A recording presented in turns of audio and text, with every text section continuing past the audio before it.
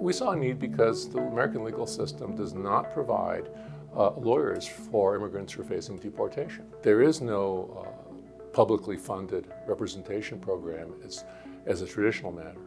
And so it's really essential that lawyers be provided. RMIAN exists to ensure that there is fundamental fairness in a system that often has the deck heavily stacked against individuals in immigration proceedings. And we do that through 4 ways. So that's through our detention program, our children and families program, our social service project, and our larger advocacy work.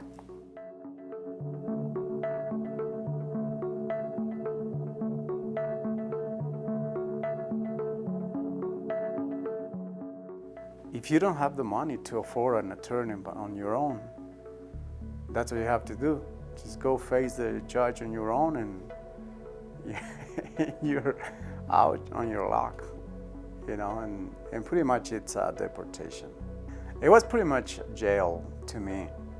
There were people there that are waiting because they don't have representation. They've been there for 9 months, a year. There was somebody that was there for 2 years waiting still. It's fundamentally wrong to imprison an individual in what is considered a civil immigration detention center for a civil charge, a charge under federal immigration law, and take away all of their liberties. It's even worse to imprison someone, take away all of their liberties, force them to go through a high-stakes, complicated legal proceeding and not provide an attorney for them in that process if they can't afford an attorney on their own. I was planning on facing the judge on my own, which was a bad option, but it was pretty much what I was about to do there. But then I learned about RMIAN, and since then they've been helping me. They got me out on a bond, and so they changed everything.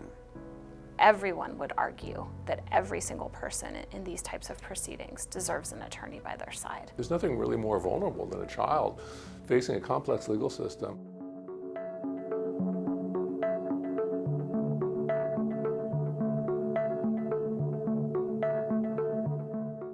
Pues la verdad tuve que venir porque a mí me amenazaron. Cuando yo crucé la frontera, yo venía con mi hermano. Pues fue una experiencia, la verdad, muy fuerte. Cuando inmigración nos agarró, ellos nos metieron en un como congelador. La verdad fue una experiencia bien fea, la verdad. Después de ahí, nos llevaron como a una pequeña cárcel, creo, donde nos tenían también separados. No veíamos ni la luz del día. Cuando salimos nos asignaron a una trabajadora social. Ella fue la que nos dijo, nos contó de RMIAN. Mi caso duró como unos 5 años. El resultado de mi caso pues fue que me hice residente. La gente debería de apoyar a RMIAN porque hay gente muy segura, muy profesionales, te tratan muy bien, muy amables, muy enfocados en su trabajo y te sientes bien segura.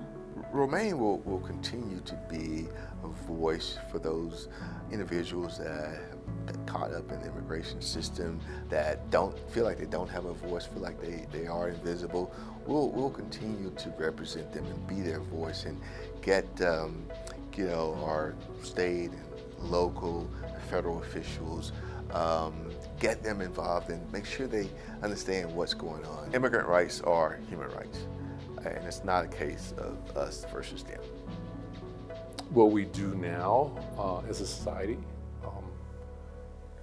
isn't just going to affect communities and families and individuals in the present day, but it's going to shape what this country is 5, 10, 50 years from now. And if we understand that now, then we can make a real difference.